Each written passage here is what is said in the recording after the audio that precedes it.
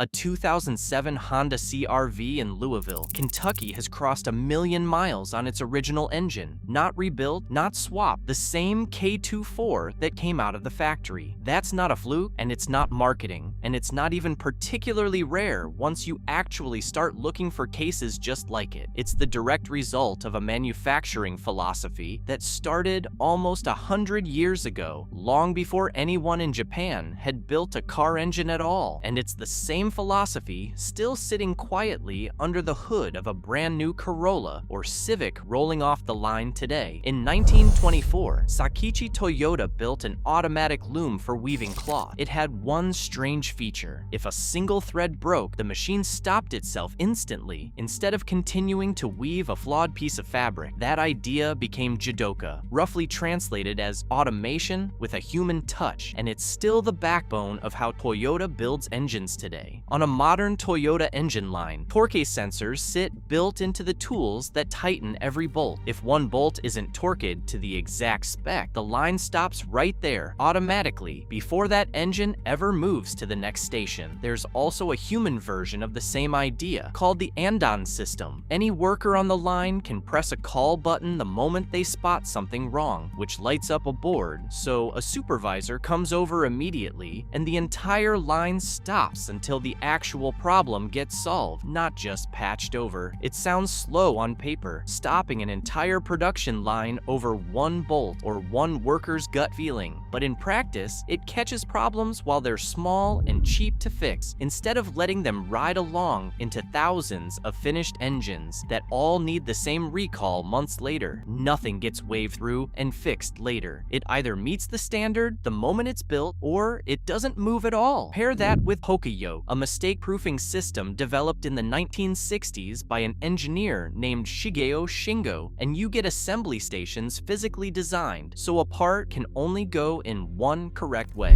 Not a warning label telling a worker to be careful, an actual physical constraint that makes the wrong assembly impossible in the first place, like a connector shape so it simply won't plug in backwards, or a fixture that won't close unless every single bolt is actually present and seated. Add just-in-time manufacturing on top of that, where parts show up exactly when they're needed instead of sitting stacked in a warehouse, and there's no buffer stock hiding a bad batch of components. Every single part has to be right the first time, because there's nothing sitting in reserve to fall back on if it isn't, which forces the same discipline back down through every single supplier feeding that line. This is where Kaizen comes in, the idea of continuous incremental improvement that never really stops or declares a process finished. Toyota engineers famously ask why 5 times in a row to chase a problem back to its actual root cause instead of patching the symptom in front of them. Found a cracked part? Why did it crack? Because the metal fatigued. Why did it fatigue? Because the heat treatment process wasn't consistent. Why wasn't it consistent? And so on, 5 layers deep, until the actual root cause gets fixed at the source, not just the individual part that happened to fail this particular time. That habit gets repeated across every single plant and every single model year, which is why an engine built in 2024 often benefits from a defect discovered and traced all the way back to a mistake made in 1998. Then there's the Honda K-Series, which debuted in 2001 and is still in production more than 2 decades later, largely unchanged in its core design because there's been no real need to replace it, a rare thing in an industry that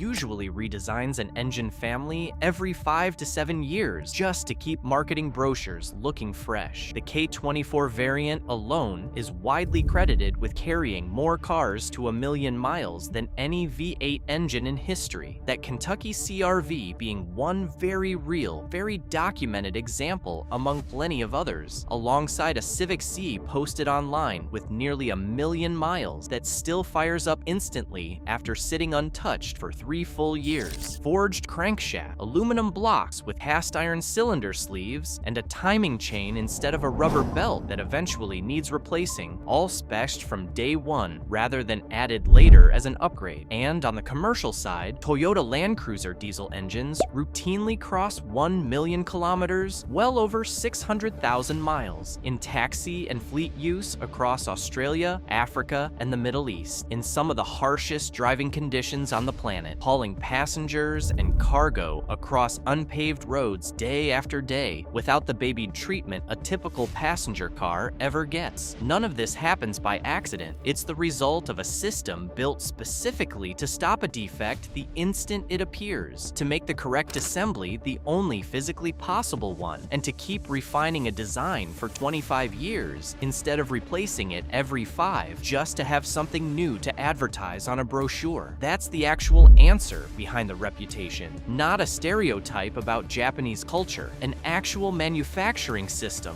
with the receipts to prove it, receipts that show up every single year in the same reliability surveys, the same used car listings crossing 250,000 miles, and the same forum posts from ordinary owners who never expected their car to still be running this well this long. That's why, decade after decade, the same handful of Japanese brands keep landing at the very top of every reliability study that gets published, and why a Honda engine designed back in 2001 is still quietly carrying ordinary families to 1,000,000 miles on the exact parts it left the factory with. No rebuild, no shortcuts, just the same engine doing exactly what it was built to do for 2.5 decades straight. If you learned something genuinely new here today, let us know down in the comments which of these engines you'd personally trust with your own hard-earned money, and subscribe for more breakdowns like this one. None of this is theory. It shows up directly in the reliability numbers year after year. Consumer Reports surveyed more than 380,000 vehicle owners for its 2026 reliability rankings, and Toyota, Lexus, and Subaru took the top 3 spots. 7 of the top 10 most reliable brands overall were either Japanese or Korean. Asian brands averaged a reliability score of 56 out of 100 across the board, compared to 41 out of 100 for American brands in the same study. J.D. Power's 2026 Vehicle Dependability Study found Lexus owners reporting just 151 problems per 100 vehicles, the lowest of any brand measured. These aren't cherry-picked wins from a good year. This is the same handful of brands landing near the top of the list almost every single year the survey runs, going back longer than most of the vehicles currently on the road have even existed. If you're finding this as interesting as we do, hit that like button. It genuinely helps this channel keep making videos like this, and the engineering philosophy behind it tends to favor restraint over ambition. Japanese engines have historically leaned on lower operating temperatures, moderate cylinder pressures, and proven designs refined over decades, rather than chasing the newest, most complex technology just because it exists. A simpler engine has fewer things that can eventually fail, and when a design works, Japanese manufacturers tend to keep refining that same design instead of throwing it out and starting over every few years. There's a kind of virtuous circle hidden in this approach too. A stronger, stiffer crankshaft lets engineers use smaller, lighter connecting rods. Lighter rods mean lighter pistons, which puts less side load on the cylinder walls and reduces wear over time. A more efficient engine can be smaller overall, which makes the whole car lighter, which then lets you use smaller, cheaper brakes without sacrificing stopping power.